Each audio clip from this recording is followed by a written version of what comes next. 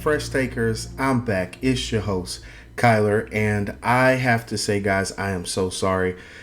I want to start with that because this has taken a while to come out.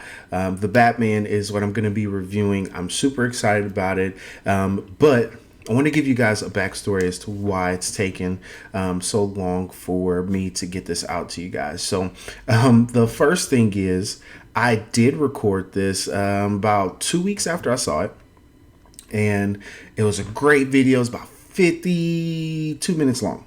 I remember that. It's 52 minutes long. And I went to go edit it, and I ran out of storage on my computer. So I could not save the file. The file was corrupted. I was distraught because I actually went off script from my review notes. I normally have just kind of some quick notes for my reviews. And I was so devastated, because I felt like I captured great energy and got some really good points in, and I wasn't able to save it. My computer ran out of space. So, that was hard to, get past, because I'm like, that's tough when you feel like you've recorded a good episode and then, it falls through. So I told myself I was going to record another one.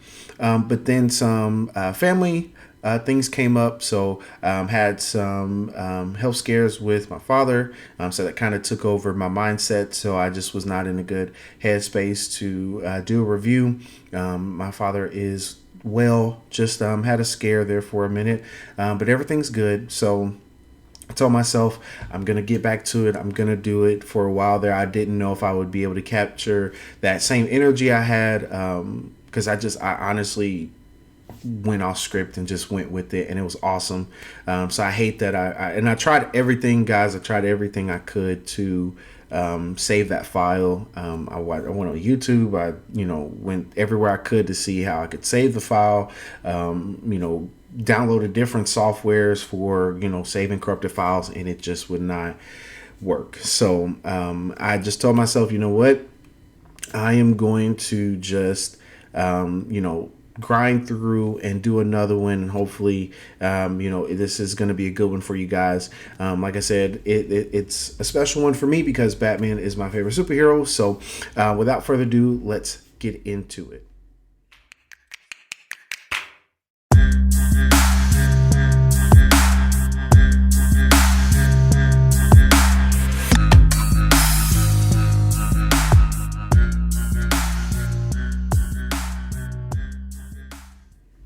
So, I definitely want to start with how amazing this movie was. You guys by now should know that The Batman is on HBO Max. If you don't know that, you know now, so go watch it. But that gave me an opportunity to watch it a second time, and was even more impressed, to be honest. I didn't think that would be possible, but I was able to take another look at some things with the movie and have a new take on it, and was even more happy with the second time watching it. The only reason it took a little bit of the experience out of it for me was I watched it with my family the second time, and everyone was asleep but me. And that's not because it was a bad movie. Just my family a lot of times likes to fall asleep in movies. So we watched it at home, and a lot of times you get comfortable on the couch, you just fall asleep. So I was the only one watching it. So that kind of took the experience the second time out of it. But hey, it was fine. It was fine. So I definitely want to start with saying that this movie was visually stunning. I don't know if it was an inspiration from Batman Beyond, because Batman Beyond is more of the black and red, but the red aspect added into this was amazing. Red's my favorite color, so I really like that. The trailers, the logo for the movie, almost everything has like a red filter to it. There was some parts in the movie as well that had some red in it, which was really, really awesome. Which I guess it's not too far off from, The Dark Knight had like a bluish type look to it. Not the whole movie, but just if you look at the movie posters and some of the advertising and stuff, had a lot of blue in it. So I guess I honestly don't know where they drew the inspiration to do that red color filter, but it was a good idea, whoever's idea it was. So I love that part of it. I love how gritty it looked. I love how real it looked. The crazy thing is, just throwing it out there, you're gonna have me compare this movie a lot to The Dark Knight because, you know, as of right now, The Dark Knight is still the greatest Batman movie of all time. So it's going to be compared to that. So I do love how it looked even more real than The Dark Knight, and The Dark Knight looks very real, you know, in its own right. Both movies seem like they could pass for real life. Versus some other Batman movies, The Dark Knight Rises could, you know, look, it could pass for real life, but you know, we're comparing just two movies. We're gonna just compare Dark Knight and the Batman. So, the Penguin's look was amazing. Riddler look, you know, his look as a character was very believable. Wasn't outrageous. Wasn't too outrageous. I really was questioning what they were going to do with the Riddler when they announced that that was going to be the main villain for this movie. Catwoman, same thing. Was curious how they were going to do that since it was a more realistic approach to it. So they did a really great job with just how real everything looked, and it didn't feel. It felt like a superhero movie, but it didn't. It felt more like a detective vigilante / Watchmen type, if you know what the Watchmen is. Just a little bit of the Watchmen as well, but that's kind of more of the look that they went with. And this Batman, they even said, was more gonna be of the detective side, like the crime noir scene. Is what they were shooting for, and they executed that perfectly. They did a great job with that. So I want to move on as far as what stood out for the Batman compared to the rest of the Batman films that have come out. And you know, as great as the animated Batman movies are, I'm excluding those because it's not really fair to compare the two. They're completely different. So this is just the live action Batman movies. I think what stood out, which was really awesome, is they finally took an even, I would say, younger approach. The weird thing is with the Christian Bale Batmans, with the Dark Knight series, I know the Batman Begins was, you know, the beginning of his Batman. But I don't know what his age was necessarily. This Batman seems younger.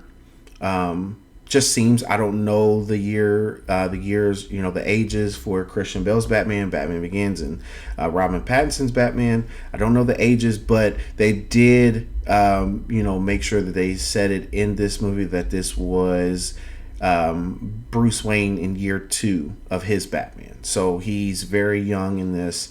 You know, in this crime fighting vigilante scene. So year 2, which there is, I believe it's year 1. There's a animated year 1 Batman movie. So they may have gotten some inspiration from that to do like a year 2, you know, like kind of the first and second year of him being Batman. But what stood out was, like I said, how realistic it looked. It looked even more realistic than Dark Knight. The villains, I don't know if you could even really call them villains in this movie because they were more on a criminal side.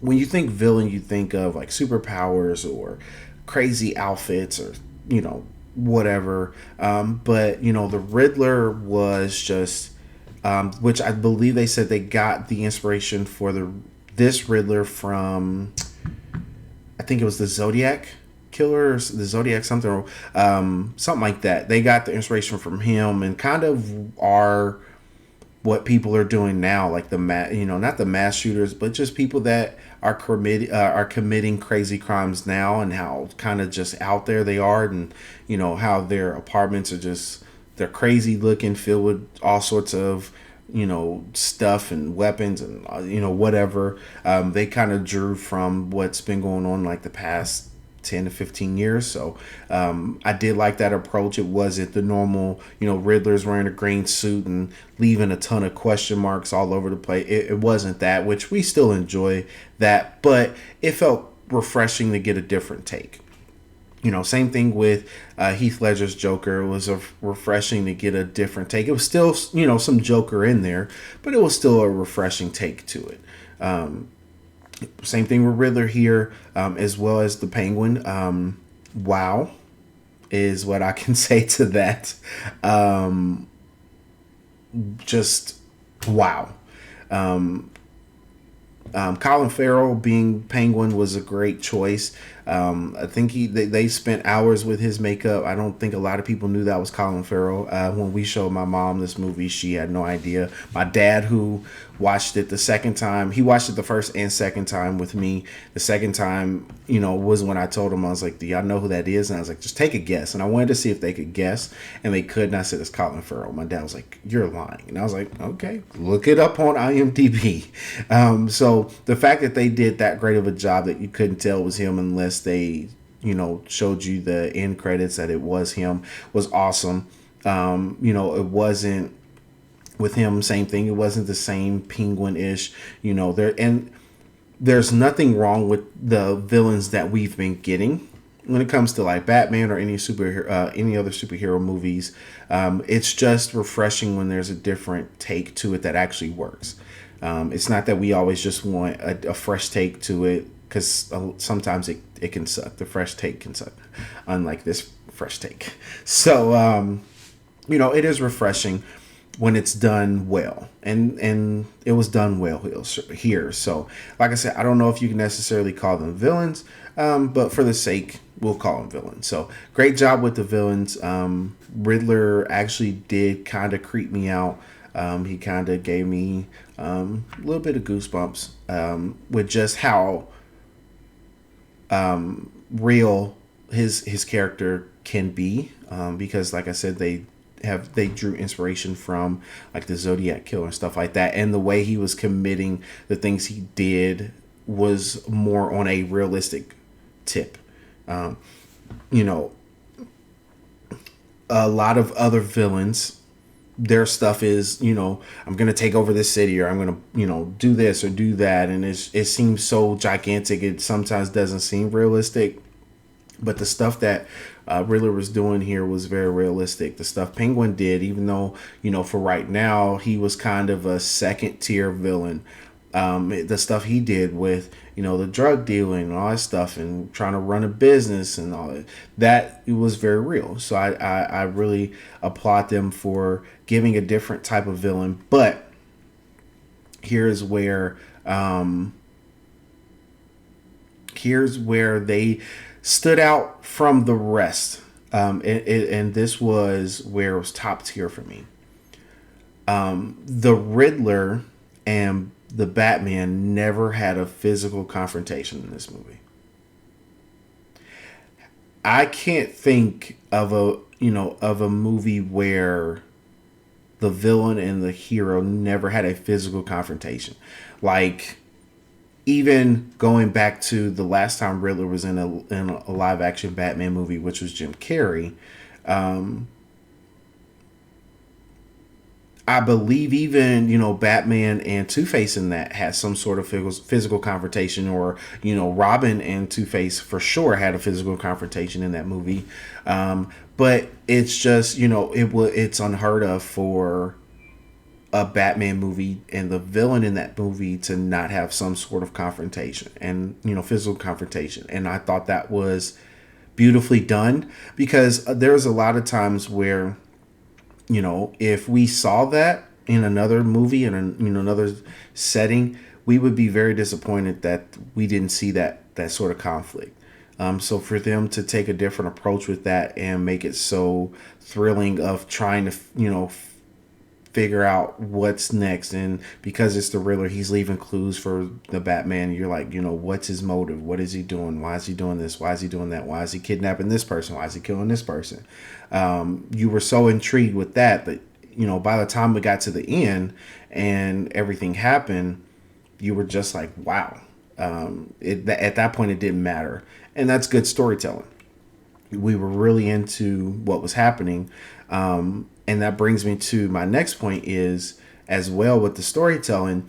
Thank you for not giving us the Waynes dying again. Oh my god! Like I love Batman, love Bruce Wayne, favorite superhero, but it's enough already. Enough. We don't have to keep watching the Wayne parents be murdered over and over and over and over and over and over and over and over again. It's enough already. Okay, enough. It's it's annoying as a Batman fan. Like, even if they don't show like a full scene, like the flashbacks and all this, it's just enough already. And then with both the Thomas and Martha Wayne, their backstories in this movie, like thank God that they did something different with that. Like I know the Thomas Wayne story was done in one of the Batman games. It's it's Telltale. I did a Batman game where Thomas Wayne was found out to be a little on the corrupt side.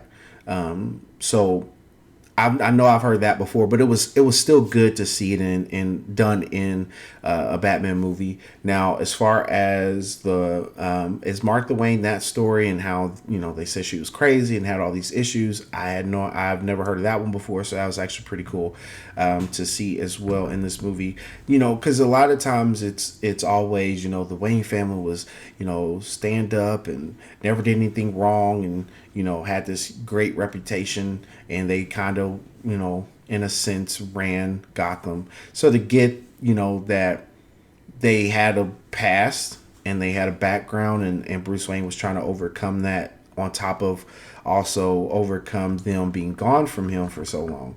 That was awesome. Where I changed my view, the first time I reviewed it, I didn't like Bruce Wayne all the way.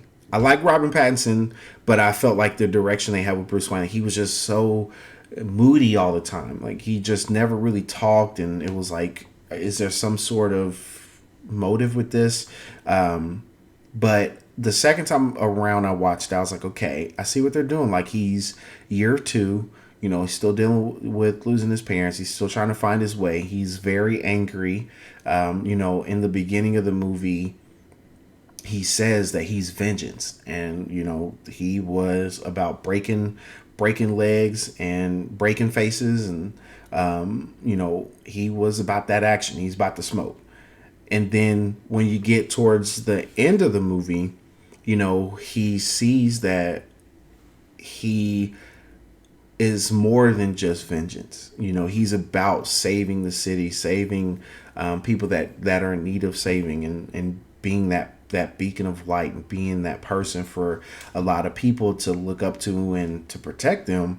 He had a great character arc. Batman had a great character arc, and at first I felt like Bruce Wayne was suffering, because I'm like, we didn't really get a whole lot, but the interaction he had with Alfred, and about finding out the information about his dad, and thinking that his dad, put a hit out on somebody, but it really wasn't, that, and all that stuff. Like, they did a pretty good job.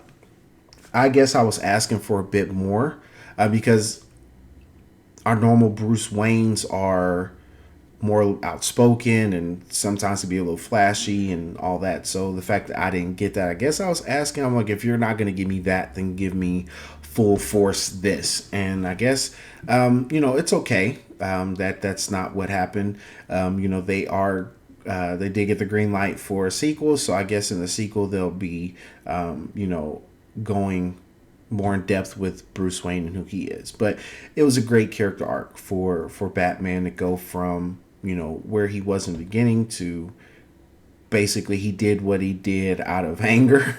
And then, at the end it was about, being that guy for Gotham, being that hero for Gotham. So that was awesome. The chemistry between Batman and Catwoman, it was perfect. They could not have picked a better Catwoman. They really couldn't. She did an amazing job. Zoe Kravitz murdered that.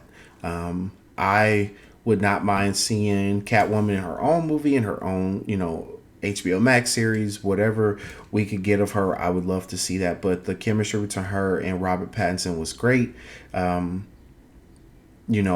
We all love Batman and Catwoman being together. And what we got with The Dark Knight Rises with Anne Hathaway and Christian Bale, it was cool. I didn't like that she betrayed him like that, but he so easily forgave her. I didn't like that part either. I was like, why did you forgive her so fast and so easily? Like, that part was not cool to me. I'm like, she almost, you got your back broke by Bane because she basically gave you up. So I didn't like that part. But this Batman and Catwoman was awesome. To see them work together, to see a Catwoman of color was awesome as well. And she looked the part. She looked the part. She played the part. Their chemistry was great. I want to see more of them together. I hate that they went their separate ways in the end. She left Gotham. And that was another thing they pulled from that Telltale Batman game, is at the end of that, Catwoman leaves and she asks Bruce to come with her and get away from Gotham. And, same thing here. And, chooses to stay and help Gotham and be more for the city. And I love that too. So I hope that her leaving gives us like a spinoff away from Gotham and doing something different. Or, she comes back for the sequel. I don't know what's going to happen. Just pure speculation. But I have my fingers crossed that we get more of Zoe as Catwoman. And I like that it wasn't, yes, she had cats in her apartment, but I love that it wasn't the super like, oh, I act like a cat. It wasn't Halle Berry or anything like that, where she just truly thinks she is a cat. Michelle Pfeiffer, her Catwoman is different. Like to me, she's the one-off, where she, basically said things and did things kind of like a cat. She's the exception. She did a great job. Anne Hathaway, I like that it wasn't that either. Her Catwoman was just really angry. Like, she was really angry. And this version of Catwoman was angry too, but at the same time, it wasn't the same, if that makes sense. It was still different. It was still different. No knock to Anne Hathaway, but she wasn't the best Catwoman. Zoe's up there with Michelle Pfeiffer. They're like 1A, 1B as far as Catwoman's for me. So she did a great job. She absolutely did a great job. I know that we are going to be getting more Penguins, so I'm really excited about that. I felt like this Penguin was funny. He did a great job. That chase scene was everything to me. The music, the intensity of it. Like, I felt like that's a chase scene where it felt awesome. I think that's kind of the funny thing. I was kind of laughing a little bit to myself when I was putting in my notes, because I had talked about the chasing, because I absolutely felt robbed. I felt like we did not get enough of the Batmobile, but the little sample size we got was awesome. That chase scene, made me laugh because they have like 15 Fast and Furious movies, and when they do chase scenes, like, it doesn't feel intense. They're still cool, but they don't have that intensity. And watching that chase scene, you felt that intensity. One, because the music, oh my god, that music was otherworldly. Colin Farrell did a good job, of conveying that emotion of he's being chased by Batman in this sick Batmobile. Batman wanting to catch him and get his hands on him. Like, it just felt intense, and you felt in it. Like, you wanted him to catch up the Penguin and get him. And then just the way it was shot, the way it looked, the driving in it was awesome. Like, they did a great job with that scene. I just wish we would have got more Batmobile. Because when I got the picture before it came out of the Batmobile, I was like, oh my God. Like, I really like this Batmobile. I can't wait to see what it does. Yada yada yada. And then when it came out, I was like, where's the Batmobile? Like, why don't we have more of this? It's like, can we get like 2 more minutes of this? Um, so, that was something that I wish could have been more in the movie, but still a great movie. But overall, it was a really great movie. Something that I've always said on this channel, whether it was reviewing with Kanash or by myself, is you are always going to get a thumbs up from me on a movie if your fight scenes don't have 25 cut scenes in them. Granted, there are some times where a lot of cut scenes, but the way it's edited still works. There is the Boba Fett TV series on Disney Plus. There was the last one. I think it was the last episode. There was a scene that Boba Fett had. They did like, I can't remember how many different cuts. They showed it. They had like a little video on Instagram where someone kind of showed it and did like a count of how many camera cuts. But the way that they did it, and I believe it was in slow motion, it worked. Versus a lot of these movies, because they're using stunt doubles and the way it's shot, you can't see the fight. You got all these cut scenes and you can't see what's really happening. You don't feel like you're there. And it takes away from all the work that's put into that. And as you guys see, I edit my own stuff. I do that stuff. So it, kind of is disheartening when there's, 25 camera cuts in a 15-second clip. It's just, it's crazy. I know that's not possible. It could be, but it's probably not possible. I'm just exaggerating. But the camera work on the fight scenes, the camera work in the chase scenes, all of that was amazing. When the end of the chase scene happens with Batman and the Penguin, Penguin's car gets flipped. And the way that they shoot, the view of where Penguin is to Batman approaching him and all that, that was awesome. The fight scene camera shots were awesome. It wasn't a lot of cuts. It allowed you to see Batman in work and see what he did and what he was doing. All that stuff. It gave you a really good shot of it. So that, of course, you guys will notice, and if you haven't already, that will always get a thumbs up for me. That was a great job, well done by the director and everybody involved of not.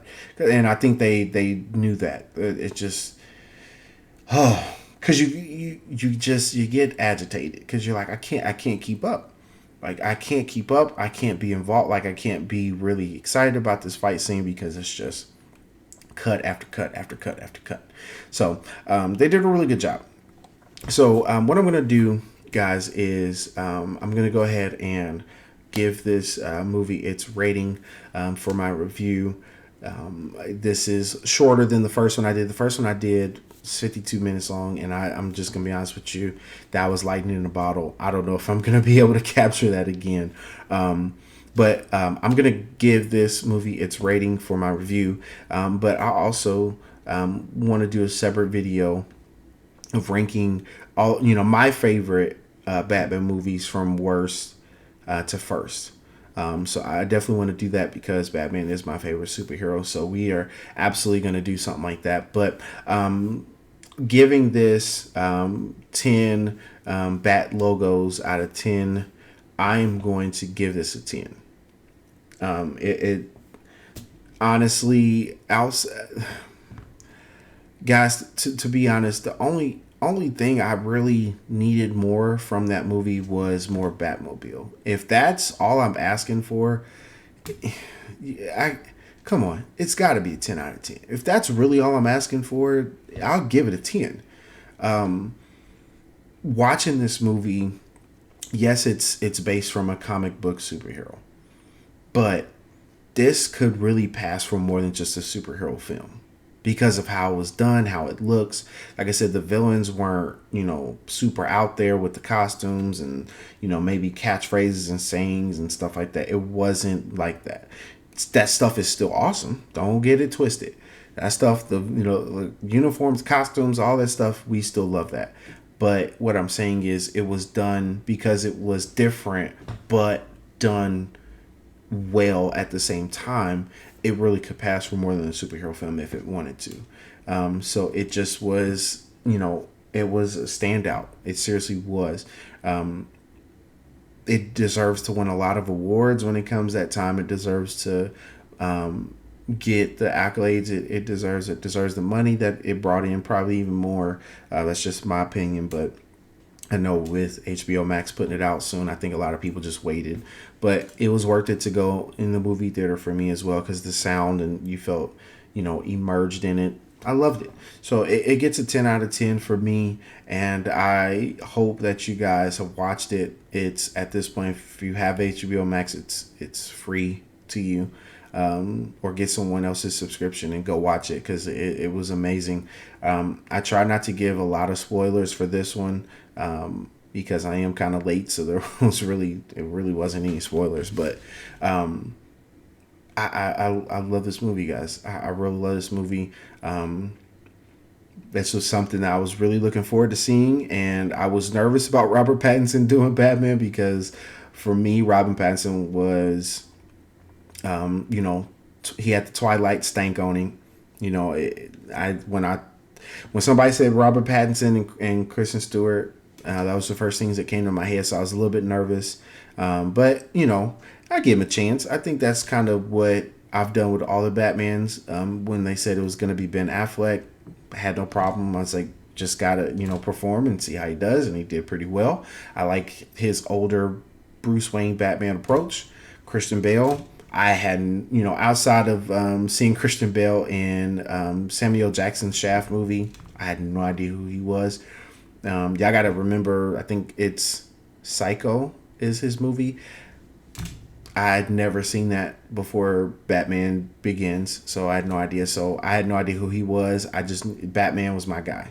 I was in elementary school, and then when Batman Begins came out, I was like, hey, as long as it's Batman coming out, I don't care. So, I've given all people a shot at the Batman thing. So I'm not really that guy. So I enjoy Robert. Look forward to seeing him in more Batmans. Hopefully they don't screw it up with the sequels.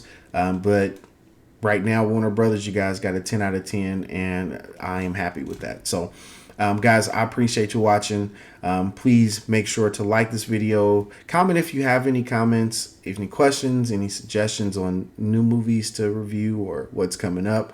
Make sure that you subscribe as well. I really appreciate all the love that you guys give. I hate that it took me so long to get this video out, but my thing is, I did a video, it didn't work. I tried to salvage it, didn't work.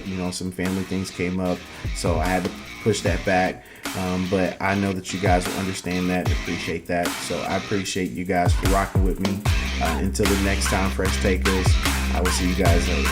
Peace.